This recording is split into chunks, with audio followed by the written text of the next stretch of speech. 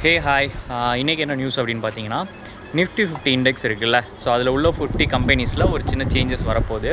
என்ன அப்படின்னா விப்ரோ வந்து வெளியில் போகிறாங்க. அதுக்கு பதிலாக வந்து பிஎஸ்சி லிமிடெட் வந்து உள்ளே வர்றாங்க. ஓகேங்களா, இது எப்போலேருந்து நடக்க போகுது அப்படின்னா செப்டம்பர் 1 இருக்குன்ற மாதிரி எக்ஸ்பெக்ட் பண்ணுறோம். ஸோ இது வந்து யூஸ்வலாக நடக்கிற சேஞ்சஸ் தான். சம்டைம்ஸ் வந்து நிறைய கம்பெனிஸ் அதாவது அண்டர் பர்ஃபார்மன்ஸில் இருக்குது நிஃப்டி 50 இண்டெக்ஸில் உள்ளது அப்படின்னா அது வெளியில் போயிட்டு திரும்ப வர்றதுக்கு சான்சஸ் இருக்குது. ஓகேவா, இது ஒரு நியூஸ். இன்னொரு நியூஸ் என்னென்னா ஏஎம்எஃப்ஐ டேட்டா வந்து ரிலீஸ் பண்ணியிருக்காங்க மியூச்சுவல் ஃபண்ட் சைட்லேருந்து. அதில் என்ன சொல்லியிருக்காங்க அப்படின்னா டெப்ட் ஃபண்டோட இன்ஃப்ளோ வந்து 500% வந்து இன்க்ரீஸ் ஆகிருக்கணும்.